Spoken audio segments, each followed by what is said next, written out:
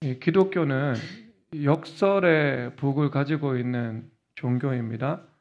복이 아닌 것인데 복이라고 말씀하시는 경우, 또 복 같아 보이는데 그것이 복이 아니라고 말씀하시는 경우가 나오죠. 누가복음에서는 부한 자들은 화 있을진저 말씀하고 있고요. 또 가난한 자들은 복이 있을 것이다 말을 하고 있습니다. 대표적인 구절이죠. 이것은 물질적인 가난함을 포함하고 있는 것이지만 이것은 모든 인간의 결핍과 한계 상황을 있는 그대로 말하고 있는 겁니다. 그리고 부한자라는 것은 내가 마음이 부요해서 하나님을 구하고 찾지 않는 높아진 것, 교만한 것을 말씀하고 있는 것이죠. 그래서 이것은 단지 외부 요인에 관한 것이 아니라 우리 내면의 구조가 하나님과의 관계에서 어떤 본질과 형태를 지니고 있는가, 그것을 이 복과 저주로 나누어진다, 이렇게 말씀을 하고 있는 겁니다. 도스토옙스키하고 톨스토이는요 조금 관점이 다릅니다. 모든 이 기독교 신학을 전공한 사람들은 율법과 복음 혹은 율법과 은혜라는 그 틀을 가지고 있는데요. 그 두 작가는 바로 이 양면의 모습을 각각 대표하고 있는 문학가를 의미하기도 합니다.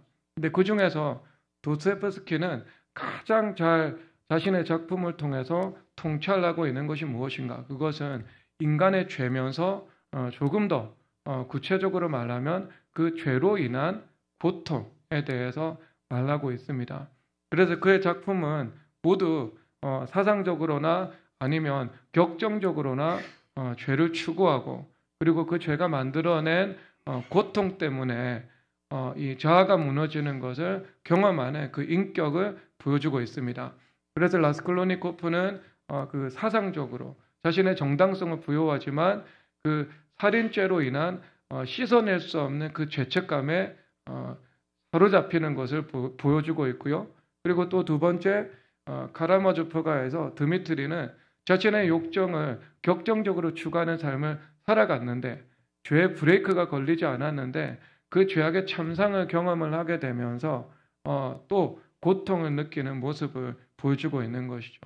하지만 공교롭게도 바로 그 죄악의 고통을 느끼는 지점에서 십자가의 죄사함의 은혜가 더욱더 뚜렷하게 나타나게 되는 것이고, 그리고 그 십자가의 사랑을 대표하는, 즉 예수 그리스도를 예표하는 그 인물들을 통해서 복음만이 사람을 치유할 수 있고 올바른 길로 인도할 수 있음을 말씀을 하고 있는 것입니다. 여러분, 우리가 죄는 기본적으로 고통을 낳습니다. 죄는 일반적으로 한번 이 죄악이 우리 가운데 발동이 걸리면 그것이 브레이크가 고장난 KTX 열차와 같아서 이 끝에 가서 충돌을 하지 않으면 멈추어지지 않는 그런 다분한 속성을 가지고 있습니다. 죄가 우리를 사로잡기 때문이죠. 그래서 로마서 7장에서 말씀을 하고 있는데 19절에서 내가 원하는 바 성은 행하지 아니하고 도리어 원하지 아니하는 바 악을 행하는도다. 그 악에 관한 지식이 있든 없든, 그리고 악에 관한 지식과 그리고 그 결과가 만들어 올 파급에 대해서 내가 어느 정도 예측을 하든 예측을 하고 있지 못하든 그 죄 자체가 우리를 사로잡으면 나의 정상적인 인지 능력과 판단 능력을 마비시키고 그 죄악의 끝을 볼 때까지 나를 이끌고 들어가는 그 분명한 속성을 말씀을 하고 있는 겁니다. 그러니까 사도 바울도 그 죄악의 속성을 얼마나 강하게 느꼈는지 23절에서 내 지체 속에 산 다른 법이 내 마음의 법과 싸워 내 지체 속에는 죄의 법으로 나를 사로잡는 것을 보는도다 라고 말을 하고 있습니다. 그러니까 죄의 법이 죄악의 통치로 자신의 영혼과 인격을 사로잡는 것을 보게 되었다라고 말씀을 하고 있죠. 여러분, 이것이 인간의 절망선입니다. 이것이 인간의 한계 지점인 것이죠. 그래서 세상에서 모든 것을 다 통제할 수 있는 강인한 의지력의 소유자라 할지라도 그 자기네 내면의 세계 속에 틈을 탄 그 작은 죄 하나를 다루지 못함으로 인해서 죄의 법에 사로잡히게 되고, 그리고 그 사망의 몸과 그 사망이라는 분명하게 나타나는 삶의 물리적 현실을 경험하게 되는 것들을 말씀을 하고 있는 것입니다. 그래서 여러분 이것이 우리 인간이 가지고 있는 이 죄악의 이 근원적이고 본성적인 문제인 것이죠. 그러면 이제 우리가 이것을 어떤 방식으로 다루어 나가야 하느냐에 관한 질문을 낳게 되는 것 같습니다. 그래서 세상에 있는 많은 사상가들이나 아니면 문학가들이 이 죄악의 현실을 앞에 두고 각각 다양한 방법으로 그 문제를 풀어나가려고 했죠. 그래서 의미 있는 것도 있고 또 상당 부분 그릇된 관점에서 풀어나가는 것도 분명히 있는 것 같습니다. 여러분, 죄는 분명한 우리 안에 존재하고 있는 현실인 것이죠. 그래서 우리가 죄인으로 태어났기 때문에 우리 안에는 분명한 죄성이 있고, 그리고 어릴 때는 그것이 드러나지 않다가 성장 과정 가운데 어느 순간에는 우리 안에 있는 죄성들이 열매로 나타나기 시작하고, 그것이 우리 삶 속에서 반드시 풀고 극복하고 넘어가야 하는 하나의 중요한 이슈가 된다는 것은 부인할 수 없는 사실이 되는 것을 말하는 것이죠. 그러면 우리가 죄에 대해서 첫 번째 가져야 되는 생각이 무엇인가? 죄는 분명한 우리 인생의 고통을 산출한다는 겁니다. 그러니까 죄는 절대로 죄로 끝나지 않습니다. 죄의 결과는요, 우리 인생의 참상을 만들어내고, 그리고 그 참상으로 인한 분명한 고통을 겪게 된다는 것을 말하고 있습니다. 그것은 두 가지 측면인데요. 왜냐하면 그 죄 자체가 우리 가운데 좋은 것을 주지 못하는 자연적인 결과의 의미가 있는 것이고, 그리고 영적인 관점에서 보면 하나님께서 그 죄에 대해서 응당 이 죄의 임계점이 넘어선 순간에 처벌을 행하시기 때문인 것입니다. 그래서 그 처벌이라는 것은 우리의 삶과 인격으로 분명하게 느낄 수 있을 충격파로 찾아오는 것이기 때문에 큰 고통을 겪게 되는 것이죠. 그래서 이것은 때로 이 긍정적으로 활용을 하게만 한다면 그것은 우리 인생의 학습 효과를 일으키게 됩니다. 그래서 그 죄악의 고통을 기억하고 있기 때문에 우리가 그 다음부터는 죄를 추구하는 삶이 아니라 죄의 욕정을 있는 그대로 풀어놓는 삶이 아니라 어떻게 해서든, 즉 성령 하나님의 능력을 구해서 은혜로 이루어지든 아니면 내가 어떤 그 의지의 결단을 통해서 그것을 절제를 하면서 살아가든, 그래서 내가 죄를 짓지 않게 되는 길로 걸어가게 된다는 그런 중요한 교훈을 우리에게 주게 되는 것이죠. 그런데 여러분, 죄가 고통을 낳지만 그 고통을 통해서 하나님께서 더욱 분명하게 우리 안에 낳으시는 이 선이 있습니다. 여러분, 누가복음 15장에서는 돌아온 탕자의 비유가 나오죠. 아버지의 재산을 3분의 1을 받아서 타국으로 떠나죠. 방탕한 생활을 보내면서 죄악의 극한을 추구하는 삶을 살아갔을 것입니다. 그런데 그 죄악의 끝에 당연히 가진 것도 자연적으로 허비하게 되고, 또 하나님께서도 그의 삶에 함께 하시고 축복하실 수 없기 때문에 그 죄악의 분명한 실존의 결과가 드러나게 되겠죠. 그래서 가진 것을 다 잃어버리고 이 돼지 치는 일을 하게 되었던 겁니다. 그래서 돼지우리에 있는 돼지가 먹는 지엽 열매로 배를 채우는 이 부잣집 아들의 존귀함이 사라지게 되고, 그리고 그 비천한 신분으로 전락하게 된 것을 보여주고 있습니다. 그런데 그때 그가 아마 하나님의 말씀을 어린 시절에 아버지로부터 들었던 것 같습니다. 그래서 하나님의 말씀이 생각났는지 스스로 그 고난 속에서 아버지의 집이 그리워졌는지 그가 생각을 하게 되죠. 우리 아버지 집에는 양식이 풍족한 품꾼들이 얼마나 많은가. 내가 아버지 집으로 다시 돌아가서 아버지의 아들이 아니라 아버지 집의 품꾼 하나로서 살아갈지라도 내가 살아야겠다라는 생각을 하게 되는 것입니다. 그리고 그런 의지적인 결단 속에서 하나님께서 그의 마음 가운데 큰 은혜의 빛을 비추셨고, 그리고 회개의 걸음걸음을 내딛어서 마침내 아버지 집으로 돌아오게 되는 일들이 이루어지게 된 것입니다. 그러면 여러분, 이 돌아온 탕자는 기본적으로 어떤 마음을 가지고 있을까요? 기본적으로 죄를 경험했습니다. 그리고 그 죄의 결과를 경험한 거예요. 그래서 그 마음 가운데 다시는 내가 죄악과 세상으로 돌아가지 않아야 한다는 마음의 결단이 있었겠죠. 그 결단이 주어지지 않는다면 그 죄는 반복될 것이고, 그리고 그 반복되는 죄를 통해서 더 깊은 수렁으로 그의 인생은 들어갈 수밖에 없을 것입니다. 그래서 파멸적인 재난과 재앙적 상황이 그의 인생 가운데 벌어지게 되었겠죠. 근데 하나님께서 이것을 그 이후의 가능성을 오픈해 두십니다. 오픈해 두시지만 우리는 복음이 가지고 있는 능력과 성경 전체가 우리에게 보여주고 있는 바에 의해서 그가 십자가 부활의 새로운 삶을 살았을 것이라고 성경적으로 충분히 우리는 그 이후의 스토리를 이 후속작으로 만들어낼 수 있을 것입니다. 그러면 그는 분명히 새로운 삶을 주님 앞에서 살아가게 되었겠죠. 한편으로 그의 마음 가운데 어떤 마음이 형성되었는가? 어떤 마음이 형성되었는가? 그 마음은 자기와 같은 죄인들을 긍휼히 여기고 또 그들을 안타깝게 바라보면서 기도해서 생명의 길로 이끌고자 하는 그런 마음이 생겼겠죠. 그런데 여러분, 이것은 탕자의 마음이라면 탕자의 마음뿐만 아니라 탕부의 마음도 있습니다. 그러니까 그의 아버지가 아직도 거리가 먼데 그에게로 달려가서 그를 안고, 그리고 손에 가락지를 끼우고 발에 신을 신기고, 그리고 그의 옷을 새로운 옷으로 갈아입혀주는 그 장면이 등장을 하고 있죠. 이것은 그 시대적인 배경 가운데 아버지의 재산을 다 받아서 타국으로 가서 다 낭비하고 돌아왔습니다. 그럴 경우에 당시 히브리 관습법에 의하면 동네 사람들이 돌로 쳐 죽일 수도 있는 정당성을 가질 수 있는 그런 죄악이었던 것이죠. 그래서 그런 정죄와 판단으로부터 아버지가 그를 보호하기 위해서, 그를 죽음으로부터 구원하기 위해서 달려나간 것을 그 히브리 문맥을 통해서 설명을 상식적으로 하기도 합니다. 그리고 난 다음에 옷을 갈아입히고 또 가락지를 주고 아버지의 권위를 주고 신을 신기고 노예로 대우하는 것이 아니라 다시 그 부잣집 존귀한 자녀로 대우하신다라고 주님께서 보여주고 있는 것이죠.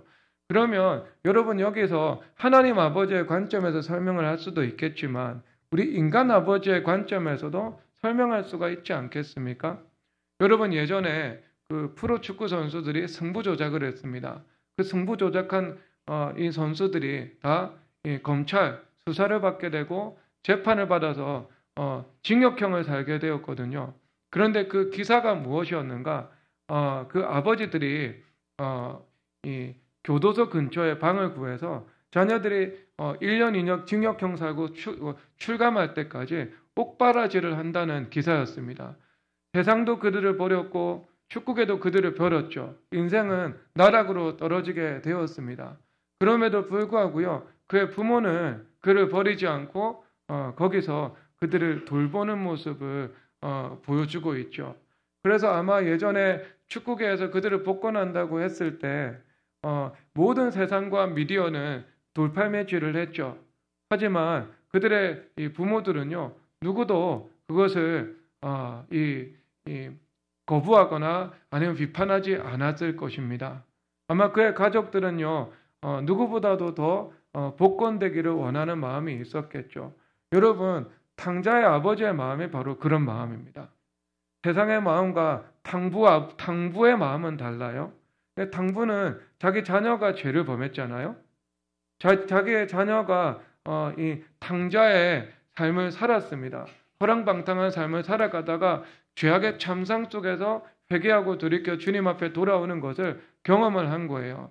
그러면 그 탕자를 볼 때 탕자 자신이 안타까워하는 것보다 상식적으로 탕자 부모가 더 안타까워하겠죠. 여러분, 이것은 부모가 되어본 사람은 다 이해할 겁니다. 부모가 되어보지 못한 사람은 자신이 느끼는 고통이 크지 부모가 느끼는 고통이 더 크냐라고 생각을 할 텐데, 여러분, 수능시험 못 치면 수능시험 못 친 당사자의 고통이 더 큽니까? 아니면 부모가 더 고통스러워합니까? 일반적으로 여러분들이 고3 학부모가 되어보지 않아서 모르는 겁니다. 아주 냉혈한 같은 설인기가 아니라면, 눈 속에서 살아가는 사람 귀신이 아니라면, 여러분 부모의 마음이요, 거의 100% 혹은 100% 플러스 알파로 안타까워할 거예요. 그러면 여러분 만약에 이 탕부는요 어떻게 했어요? 이 탕부는요 그 일을 통해서 어떻게 자기의 세계관과 마음의 지평이 넓어져 가죠? 이 세상에 존재하는 모든 탕자들의 아버지가 될 수 있을 정도로 그의 마음이 넓어지게 되는 것을 말씀을 하고 있는 겁니다. 그러면 이 탕부가 똑같이 자기의 자녀처럼 탕자의 삶을 살아가는 사람들이 있습니다. 술 마시고 그 다음에 음란하고 간음하고 그런 범죄하고 심지어는 승부 조작하고 그렇게 하는 사람들이 있습니다. 그러면 여러분 세상 사람들이 비판을 하고 정죄를 할 수 있겠지만 여러분 만약에 그 탕자를 둔 탕부라면 아마 이 지상에 어떤 죄인도 품을 수 있는 그 넓은 마음, 긍휼히 여기는 그 정신적인 자산을 가지며 살아갈 수 있게 되지 않겠습니까? 그래서 그 탕부는요, 인간 탕부는요, 하나님 아버지의 마음을 누구보다 더 잘 알 수 있는 사람이 아마 되어 갔을 것입니다. 그래서 세상에 있는 수많은 죄인들을 품고 긍휼히 여기고 담을 만한 그릇이 되어 갔다라고 저는 생각을 하게 되는 것입니다. 물론 여러분 이 탕부는요 인간 아버지를 주님께서 이 탁월한 설교에 이 비유로 사용을 하고 있지만 그런데 이것은요 사실상 누구를 말씀하고 있는 것이죠? 우리 하나님 아버지를 말씀하고 있는 것입니다. 하나님 아버지죠. 그래서 하나님 아버지께서 우리 가운데 물 가운데로 지나고 불 가운데로 지날 때 그 물과 불이 너를 침몰하게 하지 못할 것이고 사르지도 못하게 할 것이다 라고 말씀을 하고 있는 겁니다. 이 말씀은 이스라엘 백성들이 우상 숭배와 잦은 하나님의 거역을 통해서 그들이 노예로 팔려가고 징계 상황 가운데 떨어지는 것을 말하고 있는 거죠. 자유인의 삶에서 노예의 삶으로요. 그러면 너희들이 그런 물과 불의 징계의 시험을 통과하고 있는데 하나님께서 그 물과 불 속에서도 지켜주실 것이다 라고 말씀을 하고 있는 것이죠. 아버지 하나님의 마음으로 주님 앞에 돌아오는 자들에게, 주님 앞에 엎드려 회개하는 자들에게, 주님 앞에 가서 제가 잘못했습니다라고 하는 자들에게 하나님께서 물과 불 가운데서 지켜주시고 그리고 마침내 그 물과 불이 없는 땅으로 우리 주님께서 인도해 주셔서 우리를 평강으로 이끄시는 것을 말씀해 주고 있는 것입니다. 그러니까 우리가 그 하나님 아버지의 마음을 우리가 알고 우리 주님 앞에 나아가서 모든 죄를 덮으시고 모든 죄를 용서하시고 모든 죄 속에서 선을 만들어내시고 그리고 모든 인생의 그 위기를 하나님께서 복으로 바꾸어 주시는, 즉 역설의 복을 주시는 하나님 앞에 나아가야 하는 것을 말씀해 주고 있는 것입니다. 그런데 여러분 여기서 마다들이 등장하죠. 마다들은 자기 동생이 죄를 짓고 돌아왔는데 아버지의 마음이 없습니다. 기뻐하고 감사해야 되는데 그 마음이 없는 거죠. 아마 제 생각에는요 물질적인 마음도 있었던 것 같습니다. 이미 동생이 3분의 1을 이끌고 나가서 자기의 재산은요 다 허비했습니다. 다시 동생이 돌아왔어요. 그러면 3분의 1은 자기 몫이 되어야 하는데 자기 몫을 이제 이 돌아온 형하고 돌아온 동생하고 다시 나눠야 되지 않겠습니까? 그러니까 자기가 물려받을 유산이 다시 30% 삭감되는 일이 벌어지게 된 거예요. 그러니까 두 가지 이 중충구조의 심리를 가지고 있었는데 그에게 한편으로는 그를 판단하고 정죄하는 율법주의 면이 있었죠. 그러니까 이 의인 스스로의 힘으로 의롭게 된 그 자기의의 사람의 면모를 가지고 있는 겁니다. 그래서 죄를 지은 사람을 긍휼히 여기지 못하고 이해하지 못하고 그들을 멸시하고 판단하고 정죄하고 비방하는 그런 아주 지독한 율법주의 면을 가지고 있었고요. 그리고 그 속에는 또 무엇이 있었는가? 그 깊은 속에는요, 아버지의 유산을 독차지하고 나누기 싫어하는 것. 그리고 자기에게 주어진 몫을 내어주는 그런 물질적인 희생이 너무나도 싫었던 것을 보여주고 있는 거죠. 그래서 여러분, 이것은 누구의 죄하고 똑같은 죄인가? 성경에서 보면 엘과 오난의 죄하고 똑같죠. 그렇죠. 유다의 맏아들이 죽었지 않습니까? 악행으로 인해 하나님께서 죽이셨습니다. 그러면 그 며느리였던 다말에게 형제들이 들어가서 씨를 잇게 해야 되거든요. 그런데 그 형제 엘과 오난이 자신의 씨를 주기 싫은 거예요. 왜? 자신의 씨를 주지 않으면 어떻게 해요? 모든 아버지의 유산을요, 자기들이 받아서 나눌 수 있는 거예요. 그런데 씨를 주게 되면 그 아들과 거기가 장자가 되잖아요. 첫째 아들이 죽었으니까 첫째 아들의 아들에게 이 2배의 몫이 가게 되거든요. 그러면 이 2배의 몫이 가고 나머지 몫을 이 엘과 오난과 그다음 마지막 아들 셀라가 서로 나누어서 차지해야 되거든요. 그럼 첫째 아들 5분의 2, 그 다음에 5분의 1, 5분의 1, 5분의 1이 가야 되는 거예요. 그런데 그 5분의 2를 가지고 갈 수 있는 아들이 죽어버린 거잖아요. 그러면 누가 장자가 되는 거예요? 엘이 장자가 되는 거예요. 그러면 자기가 2배가 아니라 3배의 몫을 차지하게 되겠네요.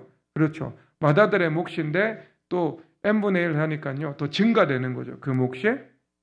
네, 그러니까 이런 물질적인 손해를 보기 싫어하는 마음이 그 안에 있었던 것입니다. 그러니까 여러분, 그런 이 맏아들의 악한 모습을 우리는 보게 되는 거예요. 보게 되는 거. 자, 그런데 여러분, 성경에서 그와 같은 사람이 있는데, 여러분, 욥기 5장 우리가 다 함께 찾아가 보도록 하겠습니다. 욥기 5장 3절에서 5절입니다.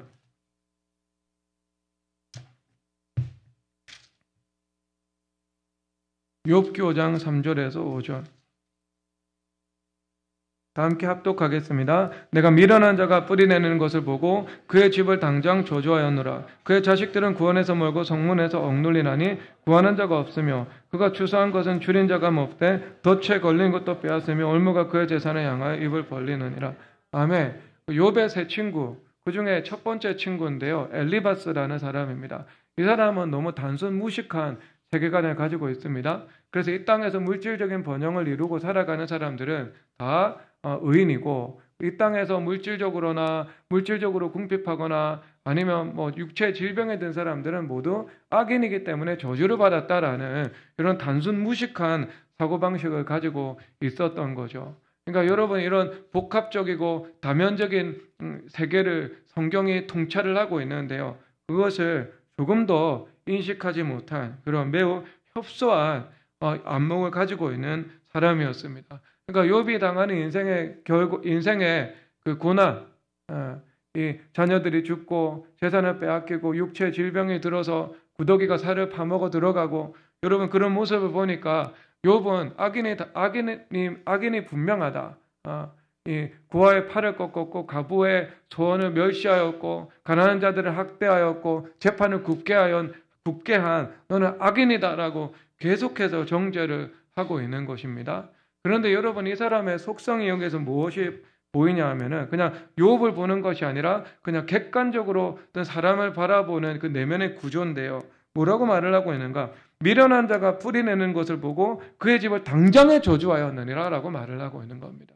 당장에 저주하였느니라. 여러분, 이 사람이 가지고 있는 내면과 입술의 속성이었습니다. 미련한 자가 자기가 보기에 미련한 자가 뿌리내는 것을 보고 당장에 저주했다고. 그러니까 그 저주의 내용이 뭐냐 하면은 그 자식들은 구원에서 멀어야 되고, 그 다음에 그가 추수한 것은 줄인 자가 먹어야 되고, 그리고 올무가 그의 재산을 향하여 입을 벌려야 한다라고 그 구체적인 내용으로 미련한 사람들을 당장에 저주하였다, 이렇게 말씀을 하고 있는 것입니다. 여러분, 이것이 엘리바스의 마음이었던 거죠. 그런데 이 엘리바스가 통찰하고 있지 못한 것이 무엇인가? 그것은 인간 안에 있는 죄의 문제죠. 그렇죠. 인간이 재성을 타고났고 누구나 죄를 범할 수 있고, 자신이나 자신의 자녀가 죄악의 길을 걸어갔다가 주님 앞에 회개하고 돌아온 당자처럼 돌아올 수 있다는 사실들을 인식을 하지 못하고 있는 거예요. 그러니까 인간의 그 뿌리 깊은 죄성과 연약성과 한계 상황에 대해서요, 직면을 못하고 있는 거예요. 그러면 이 사람이 해석하지 못하는 것은 이 의로운 사람이 핍박받는 것도 해석을 하지 못하는 거죠. 그렇죠. 근데 세상에 분명한 악한 왕들이 있는데 그 악한 왕들이 현재 번성하고 있는 것도 해석을 하지 못하게 되는 거죠. 그리고 우리가 인간의 한계 상황 속에서 심령이 가난해지고 그 가난한 가운데 하나님께 부르짖어 기도하고 하나님의 구원이 나타나심을 기다리고 있는 그 기다림 가운데 있는 수많은 약속의 사람들을 이해하지 못하는 거죠. 그는 다니엘의 고난도, 아브라함의 기다림도, 그리고 그 야곱의 20년이 넘는 그 환람도, 그리고 요셉이 겪어야만 했던 12년의 노예 생활과 이 감옥 생활도 이해하지 못하게 되는 겁니다. 그 고난에는 합당한 고난도 있지만 애매한 고난도 있고 심지어 부당한 고난도 있는 것이죠. 그런데 이 고난에 대해서 그는 그런 다면적인 해석을 내리지 못하고 매우 협소하게 그리고 매우 단순무식하게 모든 고난은 죄악의 문제이다 라고 말을 해버리는 것입니다. 그러니까 욥이 이 엎친 데 덮친 격으로 자신의 물리적인 삶도 고통인데요. 친구들 세 사람이 집중적으로 그를 공격하니까 아주 정신적으로도 큰 이 위로 없는 고통 속에 빠져 있었던 것을 보여주고 있는 것입니다. 그러니까 여러분, 이 엘리바스는 누구의 마음이 없는 거예요? 탕자의 마음도 없고 탕부의 마음도 없는 거예요. 철저하게 그 맏아들의 속성을 가지고 살아가는 사람입니다. 그러니까 이것을 매우 높아진 이론이고 그리고 마음에 굳은 교만이라고 말을 할 수 있겠죠. 그런데 이런 엘리바스와 같은 사람도 결국 죄인이잖아요. 그러면 자신의 죄성을 직면하거나 아니면 자신의 자녀나 후손 가운데 있는 그 죄악의 현실을 목도하게 될 때는 그 엘리바스도 그 안에 있는 이 완고한 율법적인 사고들이 와해될 수밖에 없는 그 길을 걸어가게 되겠지요. 여러분, 그러니까 그것이 어떤 가난한 자는 복이 있나니 부요한 자는 화했을진저라고 말씀을 하고 있는 그런 역설의 복이 교차구도로 우리 인생에서 나타나는 것들을 주님께서 보여주고 있는 것입니다. 그러니까 죄는 분명히 우리 인생 가운데 무엇을 만들어낸다고요? 첫 번째, 고통을 만들어내는 거예요. 고통. 죄는 고통을 만들어냅니다. 우리 인생 가운데에서요. 여러분, 죄는 반드시 하나님께서 추적하십니다. 그리고 죄는 반드시 드러나게 됩니다. 그리고 죄는 반드시 여러분 회개하지 않고 끊어내지 않으면요 하나님의 처벌이 오게 됩니다. 징계를 경험을 하게 되는 것. 그러니까 인생의 쓰라린 눈물을 흘리게 되는 것이죠. 그런데 그 고통이 만들어내는, 즉 고통을 통해 하나님께서 만들어내시는 선이 무엇이라고요? 그 선은 우리가 탕자의 마음과 탕부의 마음을 가지고 넓은 아버지의 마음과 시각으로 세상과 영혼들을 바라볼 수 있는 이 바탕화면이 우리 가운데 형성되게 된다. 이것을 말씀을 해주고 있는 것입니다. 그러니까 은혜의 사람이 되는 거죠.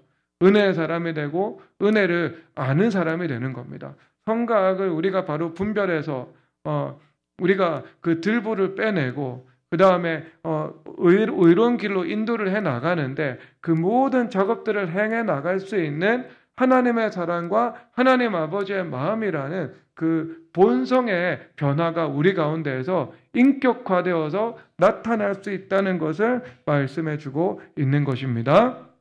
그렇게 되는 거죠.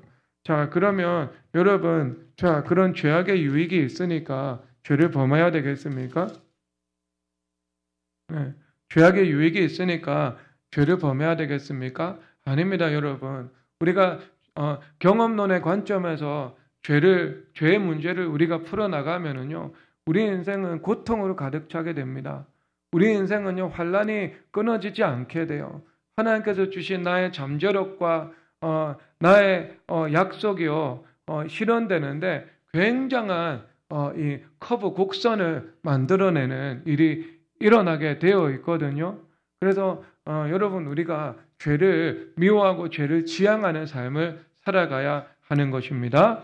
죄를 짓지 않는 삶을 살아가야 됩니다. 그래서 저도 20대 때 주님 앞에 죄를 짓고 그리고 죄로 인한 고통의 시간을 보내면서 이 죄악의 학습 효과를 주님께서 저에게 허락해 주셨거든요. 그래서 저는 정말 주님 앞에 기도드립니다. 정말 주님 앞에 기도드리는 그 내용이 저는 일평생 죄 안 짓고 목회하게 해달라고 정말 주님 앞에 기도 많이 드립니다. 기도를 드려요. 그리고 이 성적인 문제에 있어서도 하나님께서 허락해 주신 그 합법과 거룩의 범위 안에서만 누릴 수 있게 해달라는 기도를요, 저는 무시로 수시로 주님 앞에 드리고 있습니다. 왜 그럴까요? 그 기도를 드릴 때 성령 하나님께서 그 기도를 받으시고 우리의 삶과 내면 속에서 우리를 보호해 주시는 은혜를 베풀어 주시기 때문입니다. 그러니까 여러분, 거기서 우리가 죄를 통해서 하나님의 뜻을 깨닫지 마시고 죄악의 참상을 하나하나 경험을 하면서 내 인생 전체를 죄악과 죄로 인한 징계로 물들이지 마시고, 여러분, 그것은요, 인생에 불필요 한 번이면 충분합니다.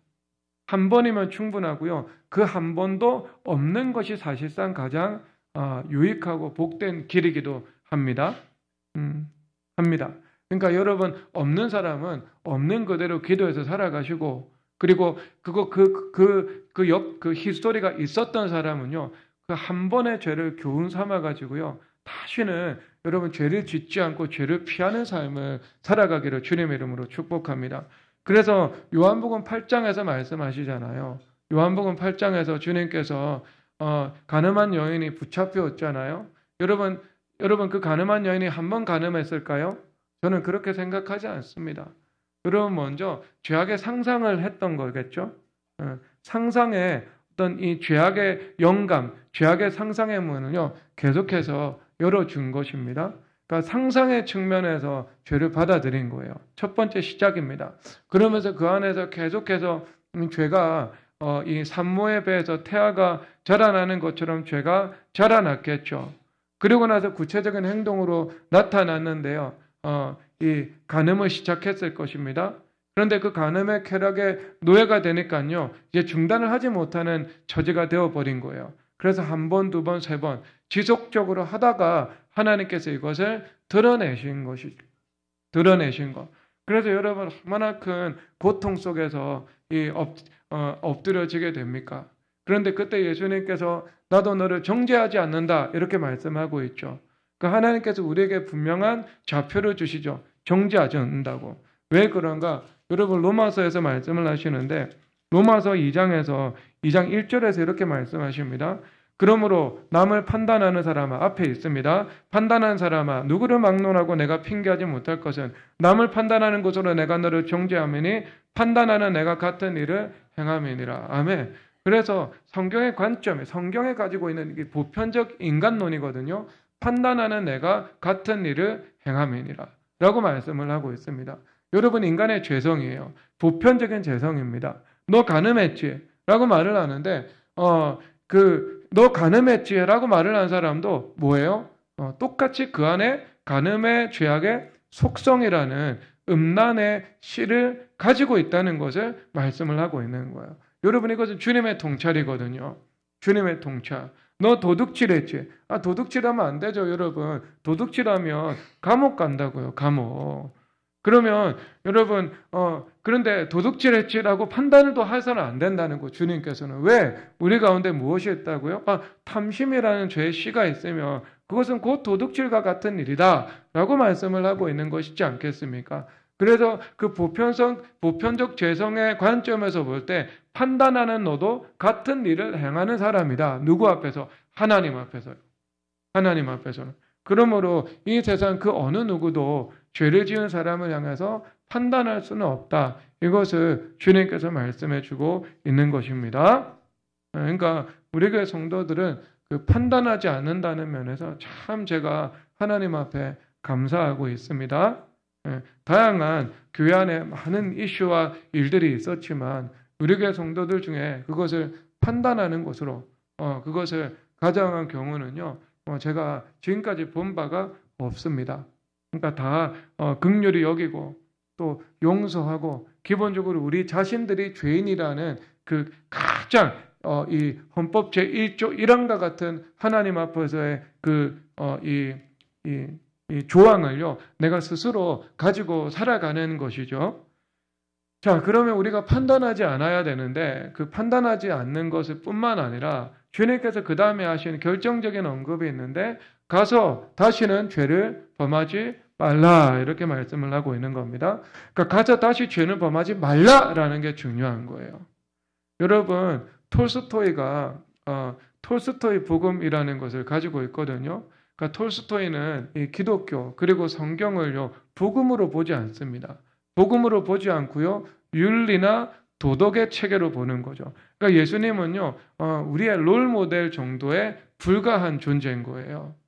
존재. 그래서 우리가 예수님의 모본을 따라서 윤리적이고 도덕적인 그런 사랑을 실천하면서 살아가야 한다는 것이 후기 톨스토이의 사상이었습니다.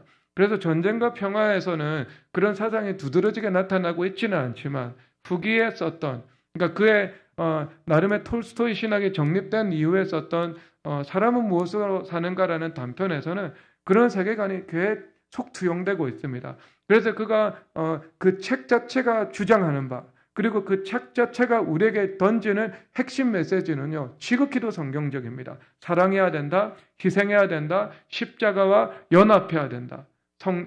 복음에서 예수님께서 말씀하시는 그대로 우리가 행해야 된다. 라고 말을 하고 있거든요. 그런데 여러분 톨스토이는요. 우리 이 기독교 복음주의 관점에서 율법과 복음에서 율법을 대표하는 작가입니다. 율법을. 도스토옙스키는 복음적인 측면을 아주 잘 드러내고 있는 작가죠. 왜 그런가? 톨스토이가 가지고 있는 사고방식은 단지 이 기독교와 성경을요, 도덕 교과서처럼 보고 있는 거죠. 여러분, 복음이라는 것이 윤리와 도덕을 포함하고 있습니까? 아니면 배제하고 있습니까? 복음이요. 포함하고 있어요. 포함하고 있지만 복음 자체는요. 윤리와 도덕하고 비교할 수 없을 정도로 광대한 체계를 가지고 있는 것이지 않겠습니까? 여러분 교회됨 40이란 게 다 복음의 체계잖아요. 그렇죠. 그 복음의 체계를 100% 담고 있다고도 볼 수 없죠. 그 어디에도 없습니다. 여러분. 그것은요. 그런데 여러분 그 복음의 체계가 얼마나 단순하지 않습니까? 매우 깊고 광대하죠. 폭 넓죠. 그 안에 아주 부분적으로 들어가 있는 것 중에 하나가 도덕이고 윤리인 것이죠. 그러니까 그는 이 복음의 이 광대한 가치 체계를요 윤리와 도덕 수준으로 격화시켜서 좋은 것으로 가지고 있는 겁니다. 그래서 그는 가지고 있는 가장 근본적인 한계가 뭐냐 하면요 이렇게 하라, 이렇게 하지 말라라고 말을 할 뿐입니다. 그런데 무엇이 없어요? 무엇이 없어요? 인간에게는요 그것을 할 수 있는 생명이 없는 거예요. 생명이 없는 거예요. 생명이 없는 거예요. 여러분 인간에 대한 신화가 19세기에 이미 무너졌습니다. 그러니까 여러분들이 만약에 인간 이성을 믿고 과학의 힘을 주장하면서 살아가는 사람이라면 여러분들의 사고방식은요 19세기적인 사고입니다. 그러니까 19세기 조선에서 뭐하고 있었죠? 영종조 시대. 여러분 영종조 시대의 사고방식으로 살아가고 있는 거예요. 인간 이성의 힘을 신뢰하고 과학의 힘을 신뢰하면은요 이미 사상서적으로는요 19세기에 그거 다 무너졌습니다. 다 무너졌어요. 그러니까 이제 인간 이성의 힘과 과학의 힘을 신적인 지위에 올려두고 나는 과학주의자다. 나는 인간 이성의 합리성을 믿고 살아간다 하는 사람은요. 그래 넌 19세기로 돌아가. 이미 20세기 그건 다 반박당했습니다. 세상의 사상은 세상의 사상으로 반박되거든요. 사조가 있고 흐름이 있거든요. 빛처럼 일어섰다 그림자처럼 사라집니다. 영생의 말씀이 아닌 거예요. 그것은요. 영원함이 없습니다. 진리가 아닌 겁니다. 그래서 이미 여러분 그것은 그 시대에 다 무너져 버렸어요. 그러니까 인간이 이성의 힘도 신뢰를 못하고 과학의 힘도 신뢰를 못하게 된 거예요. 그러니까 여러분 인간이 무엇을 신뢰해요? 신뢰할 것이 아무것도 없는 거예요. 신뢰할 것이 아무것도 없기 때문에 나타나는 병리적인 사상이 미셸 푸코의 포스트 모더니즘과 같은 사상이고 상대적이다. 상대적이니까 그것도 상대적이네요. 그렇죠. 그리고 그 실존주의, 질문만 많고 가득하고 답은 없다고 말하는. 그래서 조선일보 기자가 이 기사를 썼는데요. 한강의 문학 작품에 대해서 한 평론가의 말을 인용해서 그것은 현대소설의 특색을 반영하고 있는데 질문은 무성하나 답이 없다고. 왜? 답이 없는 거예요. 답이 없고요. 그리고 답이 있다고 했을 때 그 답으로 달려나가게 만들 수 있는 우리 안에 생명이라는 동력이 부재한 상황에 대해서 말씀을 하고 있는 것입니다. 말씀하고 있는 거예요. 여러분, 이미 도스토옙스키는요, 19세기에 인간의 이성에 답이 없다는 걸 알고 있었어요. 여러분. 답이 없다는 건 이미 알고 있었어요. 왜? 복음의 체계를 이해하고 있었으니까. 복음과 성경이 유일한 우리의 답이 되어준다. 답이 되어준다. 이렇게 이야기를 하고 있는 것이죠. 그러면 여러분, 우리가 무엇을 하라, 무엇을 하지 말라라고 말을 하고 있을 때 해야 되고 하지 않아야 됩니다. 의지적으로도요. 왜냐하면 그 선 밖을 넘어서게 될 때는 무엇이 온다고요? 우리 인생에 고통이 찾아오게 된다고요. 징계가 찾아오게 된다고요. 그래서 그 죄의 문제와 고통의 문제는요, 동전의 양면처럼 서로 뗄 수 없이 함께 움직여 나가고 있는 문제라고요. 그러면 여러분, 우리가 무엇을 의지해야 돼요? 인간의 신뢰를 둘 수 없습니다. 그것은 여러분, 인간이라는 종 안에 여러분들이 소속되어 있죠. 여러분이 인간이라는 종류라면 여러분에게도 신뢰를 둘 수가 없게 되는 거예요. 그러면 무엇이 우리에게 필요하겠습니까? 그것은 생명이 우리 가운데 들어와야 되는 거예요. 생명이. 그래서 성령 하나님의 능력이 우리 가운데 임해야 우리가 이제 죄를 이기게 되고 죄의 길을 걸어가지 않게 되고 선을 행하게 되며 그리고 의의 길을 걸어가게 되는 것을 주님께서 말씀해주고 있는 것입니다. 여러분, 우리 성령 하나님의 능력을 의지해야 됩니다. 성령 하나님의 능력이 와야 성령 하나님의 능력으로 우리가 죄를 이기는 힘을 얻게 되는 겁니다. 죄를 범하지 않게 되는 것이고요. 죄와 싸워서 이기게 되는 것이고요. 그리고 선을 행하면서 살아갈 수 있게 되는 것입니다. 성령 하나님의 능력을 우리가 구해야 되죠. 그러면 여러분, 우리가 이 성령 하나님의 능력을 구하면서 살아가기 위해서 실천적인 것이 무엇이 있는가? 4가지가 있는데요. 첫 번째는요, 우리가 하나님 앞에 집중해서 예배 드리는 겁니다. 집중해서 예배 드리는 거예요. 그래서 여러분, 우리가 이 송축해라는 찬양이 있잖아요. 송축해 내 영혼아 거룩하신 이름. 그 다음에 이 다음에 가사인데요. 이전에 없었던 노래로 나 주님을 경배해. 여러분, 이전에 없었던 노래라고 말을 하고 있습니다. 여러분, 우리가 부르는 노래는 이전에 있었던 노래입니다. 자, 이 말씀이 무엇인가? 새로운 곡을 작곡해서 부른다는 것이 아닙니다. 같은 노래를 부르는데요. 노래를 부르는 자의 그 본질이 달라지는 거예요. 그것을 말하고 있는 거예요. 그렇죠? 그러니까 우리가 똑같은 찬송을 부르는데 똑같이 주님의 이름을 송축하는데 예전에 주님의 이름을 송축했던 것과 지금 주님의 이름을 송축하는 것에 그 내적인 본질이 달라지는 거예요.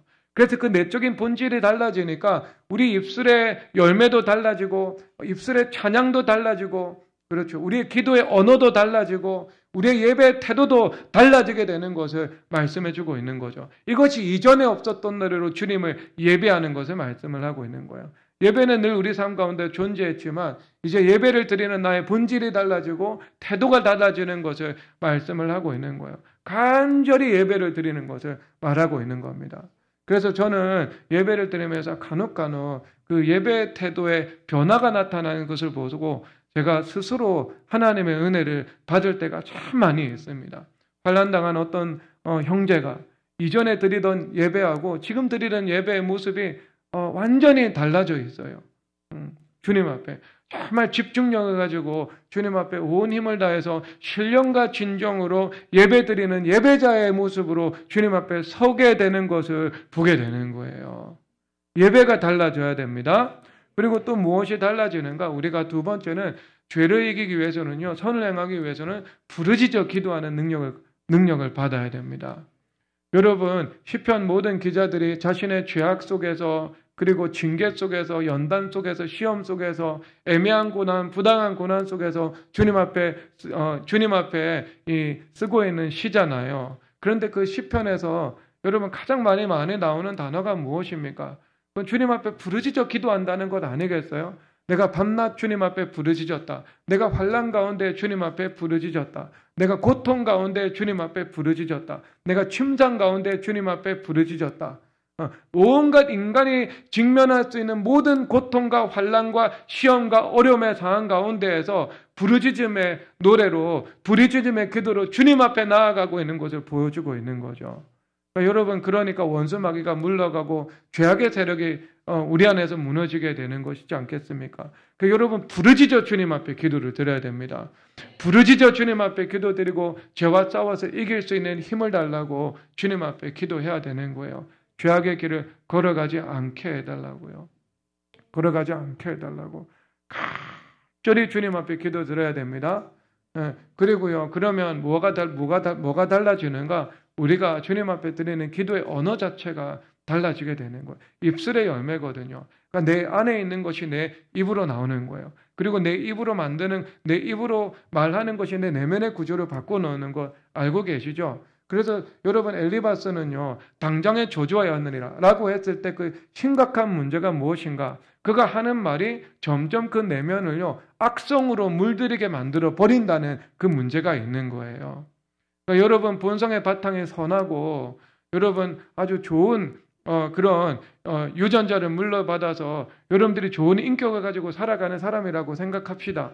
그럼에도 불구하고 여러분들이 엘리바스의 말을 가지고 살아갑니다. 비방하고 판단하고 정죄하고 그리고 욕설하고 그리고 음란한 대화를 주고받고 그리고 외모를 비하하고 그리고 성적으로 남성이든 여성이든 희롱하는 말을 하면서 살아갑니다. 여러분, 그러면은요, 그 말이 입술의 열매를 창조하시죠. 이것은 내 내면의 구조를 악하게 주님께서 바꾸어 놓습니다. 악독이라는 것을 내 안에 이끌어 들어가지고요, 내가 점점 그렇게 배역한 사람으로, 악한 사람으로 변질되어 나아가는 것을 말해주고 있는 거예요. 그리고 나서 입술의 열매를 창조하죠. 내가 하나님께서 우리의 귀에 들린 대로 주님께서 행하시기 때문에요, 말은 씨가 되고 그리고 말의 보응을 내가 반드시 받게 됩니다. 주님 앞에서요. 말은 보응에 따르게 되어 있습니다. 주님 앞에서. 상해 있고 처벌이 있는 것이 우리 입술의 행위인 거예요. 그러니까 여러분, 두 가지 안 좋은 결과들이 나타나지 않겠습니까? 그러면 어떻게 해야 돼요? 내가 주님 앞에 부르짖어 기도하면서 입술의 범죄도 회개할 뿐만 아니라 내면의 본질이 바뀌어 나가면서 어때요? 주님을 향한 기도의 언어도 점점 바뀌어 나가는 거예요. 기도의 언어와 기도의 자세가 하나님을 향해서 바뀌어 나아가게 되는 것을 말하고 있는 겁니다. 그래서 그 아름다운 향연이 되어서 주님 앞에 기도의 그 향을 올려드리게 되는 것을 말씀을 하고 있는 겁니다. 그래서 여러분, 욥기에서 쓰는 이 언어들을 보면은요, 욥의 언어와 이런 엘리바스의 언어가 정말 민감하게 차이가 나고 있거든요. 나이가 있어요. 그러니까 하나님을 향한 태도죠, 여러분. 하나님을 향한 태도죠. 다음 기회가 되면 그것은 제가 세부 사항을 그때 말씀으로 살펴보도록 하겠습니다. 그래서 우리가 부르짖음의 기도로 나아가야 됩니다. 부르짖음의 기도. 그리고 세 번째는 무엇인가? 우리가 주님 앞에 간절히 찬송해야 됩니다. 큰 소리로 찬송을 해야 되는데 가장 좋은 찬송은요, 보혈 찬송입니다. 우리가 주님 앞에 이미 회개해서 용서를 받았어요. 철저하게 주님 앞에 회개해서 철저하게 회개를 해야 됩니다. 예를 들어 음란, 간음, 이것은요, 주님 앞에 철저하게 회개해야 됩니다. 이제 그만하면 됐다 할 정도까지 주님 앞에 회개해야 되거든요. 그런데 그렇게 회개하고 나서 그 사건에 대한 회개는요, 그 철저한 회개를 통해서 주님 기억하지 않으십니다. 주님 기억하지 않으십니다. 주님 기억하지 않으신다는 것은요, 두 가지 의미를 가지고 있습니다. 주님께서 기억하지 않으실 정도가 되면 무엇인가? 첫 번째, 하나님께서 그 죄는요, 내 histori에 없는 죄가 되었습니다. 그러니까 그 죄가 없어진 거예요. 없어졌는데 내가 그 죄를 지었다라고도 말을 할 수 없는 거죠. 없어진 거예요. 없어진 죄가 되는 것입니다. 그리고 두 번째는요, 누가 그 죄를 통해서 그 죄를 들추어내서 공격하려고 할 때 그 근거가 사라지게 되는 것이죠. 그러니까 그 죄가 들추어냄을 받아서 내가 공격받지 않게 되는 겁니다. 그러니까 혹시 모르는 그 죄악의 가시와 올무가 내 인생 속에서 사라지게 되는 은혜를 주님께서 허락해 주시는 거죠. 아니, 하나님께서 기억하지 못하신다고 하는데 마귀가 어떻게 기억하고 사람이 어떻게 그것을 가지고 집요하게 우리를 공격하고 우리를 넘어뜨리려고 획책할 수가 있겠습니까? 원인 무효가 되어버리는 거예요. 원인 무효가 되어버리는 것입니다. 그래서 없는 사실이 되어버립니다. 자, 그러면 그 다음에 해야 되는 것이 무엇인가? 우리가 그 죄를 깎아내는 보혈 찬송을 주님 앞에 드려야 하는 것입니다. 그래서 보혈 찬송을 주님 앞에 드릴 때마다 여러분 안에 있는 그 태산 같은 죄악의 그 견고한 성과 뿌리들이요, 하나씩 하나씩 다 깎여 나가게 되는 거예요. 사라져 나가게 되는 것입니다. 그래서 보혈 찬송 해야 되겠죠. 보혈 찬송 여러분 기도 드릴 때 많이 하시길 바랍니다. 여러분을 위해서도, 여러분 자녀들을 위해서도, 민족을 위해서도 보혈 찬송 많이 하시기를 바랍니다. 그래서 피가 죄를 씻는다고 말씀을 분명히 주님께서 해주셨으니까 그 그리스도의 피를 찬송하고 선포하고 찬양 자체가 주님 앞에 기도 드리는 것이니까 그 기도를 드릴 때 그 보혈 찬송이 우리 안에 있는 그 죄악을요, 아주 눈 녹듯이 녹아버리게 만드는 강력한 실질적인 힘을 가지고 있음을 아시고 행하시기를 바랍니다. 그럼 죄악에 대한 승리와 자유가 마침내 우리 가운데 분명하게 찾아오게 됩니다. 그러니까 우리 주님 앞에 찬송도 바뀌어야 하는 거예요. 그리고 네 번째로 무엇이 필요한가? 주여 영생의 말씀이 우리에게 여기 있으니 우리가 누구에게로 가리일까? 영원한 생명의 말씀이다 라고 말씀을 하고 있죠. 하나님의 말씀이 우리 가운데 생명력을 주게 되는 거예요. 그래서 하나님의 말씀을 읽고 그리고 그 하나님의 말씀을 가까이 하면서 살아가야 되지 않겠습니까? 그럴 때 그 말씀이 생명으로 우리 가운데 다가오게 됩니다. 여러분, 제가 공부를 안 하고 살아갔거든요. 우리 어머니께서 제가 공부하는 걸 한 번도 본 적이 없다고 나은진 사모한테 폭로를 했거든요. 근데 왜 그러냐면 제가 공부를 한 적이 없기 때문에 그래요. 근데 제가 공부를 했습니다. 언제 공부를 했냐면 고3 때 공부를 했어요. 고3 때는 공부를 했는데요. 고3 때는 어떻게 공부를 했냐면, 그 공부를 어떻게 했냐면, 성경 읽고 공부했습니다. 성경 읽고. 고3 때는 아무리 공부 안 하는 사람도 고3 때는 공부합니다, 여러분. 고3 때는요, 공부를 해야 되는데 하나님께서 은혜와 지혜를 주셔야 내가 공부를 할 수 있겠다는 이 양심과 들어서 알고 있는 지식이 있잖아요. 그래서 반드시 가서 제가 잠언 말씀을요, 꼭 몇 장씩 읽고 그리고 하루에 10분이라도요, 10분 정도는 기도를 하고 제가 공부를 했습니다. 공부를 했어요. 그러니까 여러분, 주님께서 우리 가운데 생명을 주셔야 그 다음에 그 힘을 가지고 살아갈 수 있지 않겠습니까? 여러분, 이것은 여러분들이 어떤 기납적 방법론을 동원해가지고요, 한번 실험을 한번 해보시기 바랍니다. 그래서 딱 2주만 드릴게요. 이번 한 주 말고요. 이번 한 주 말고 양육을 해야 되니까 딱 2주만 실험을 해보세요. 한 주는 여러분들이 학생들 말이에요. 학생들이 공부하기 전에 학교 가서 5분에서 10분 정도만 성경 읽고 공부 시작 한번 해보세요. 그리고 일주일은요, 일주일 그렇게 한번 해보세요. 그리고 나서 또 일주일은요, 성경을 읽지 않고 공부를 한번 시작해보세요. 그리고 또 일주일은 어떻게 시험을 하냐 하면은, 일주일 성경을 10분 동안 읽고, 아니면 성경을 5분 동안 읽고, 너무 많은 시간을 발휘할 수 없으니까 10분 정도 주님 앞에 기도를 드립니다. 15분을 먼저 주님 앞에 구별해서 드리고 공부를 해보세요. 그 다음에 아무것도 한번 안 하고 해보세요. 그리고 나서 여러분들에게 나타나는 그 생산성의 결과를 한번 보시면 됩니다. 그러면 여러분, 이것은 이 보증수표입니다. 보증수표. 5분 성경 읽고 10분 기도하고 공부를 시작했을 때요, 월등한 성과가 나올 겁니다. 비교할 수 없는 그 산출되는 열매가 하나님께서 여러분들에게 주신 은사와 재능 안에서 나타나는 것을요, 여러분 분명히 느낄 거예요. 그래서 여러분 학생을 둔 부모님들은요, 이거 교육시키십시오. 교육시키십시오. 여러분 10분, 15분이 뭐 그렇게 큰 이렇게 비용이 아니지 않겠습니까?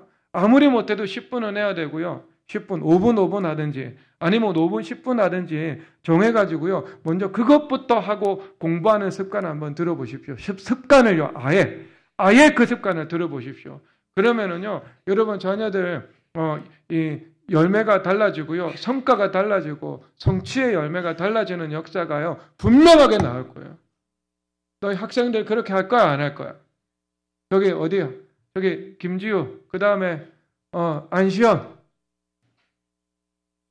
고찬병 할 거야? 안 할 거예요?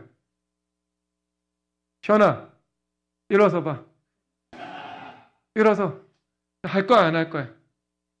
자, 뒤로 돌아서 약속해. 회중 앞에서. 저는 하루에 10분에서 15분 동안 성경 읽고 기도하고 공부 시작하기로 약속합니다. 자, 해.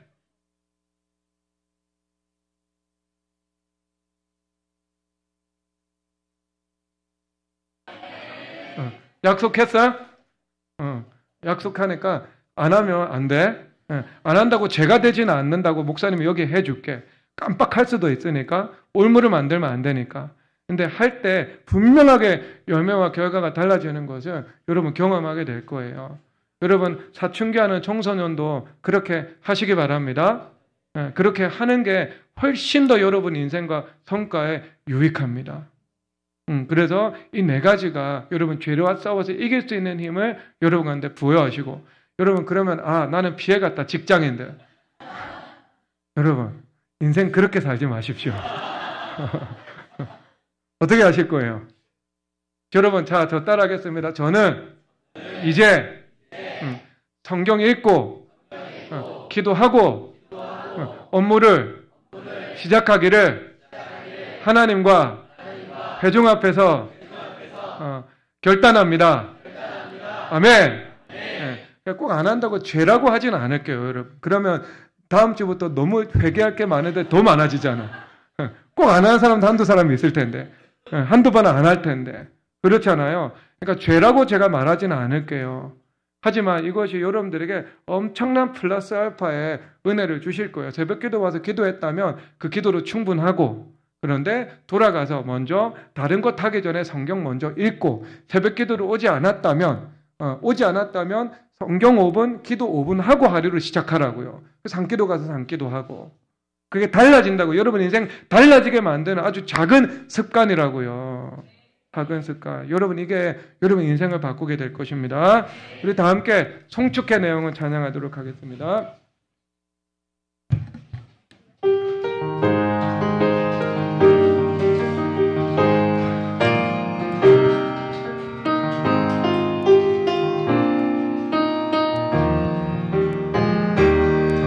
해가 뜨는 새아침 밝았네.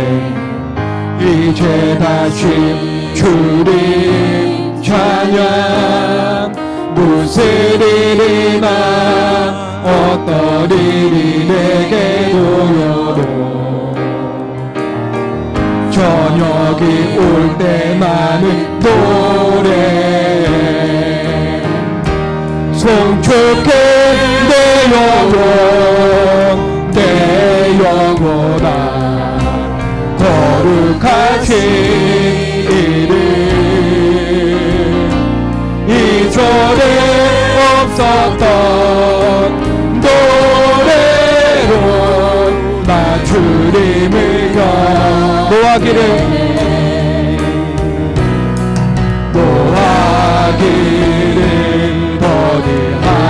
더디하시는 주 그의 크신 사랑 넘치는 주의 선하심 내가 노래하리. 수많은 이유로 나 노래해 송축해 내 영혼 송축해 내 영혼아 거룩하신 이름 이전에 없었던 노래로 나 주님을 곧 그날에 나 인다고 곧 그날에 나의 힘 다하고 나의 삶의 여정 마칠 때 끝없는 찬양 나 드리리라. 수많은 세월 지나 영원 송축해 내 영원 송축해 내 영원 내 영원아 거룩하시리니 이전에 없었던 노래로 나 주님을 송축해 내 영혼 송축해 내 영혼 내 영혼아 거룩하시리니 이전에 없었던 노래로 나 주님을 송축해 내 영혼 송축해 내 영혼 내 영혼아 거룩하신 이름 이전에 없었던 노래로 이전에 없었던 노래로 나 마지막 송축해 내 영혼 송축해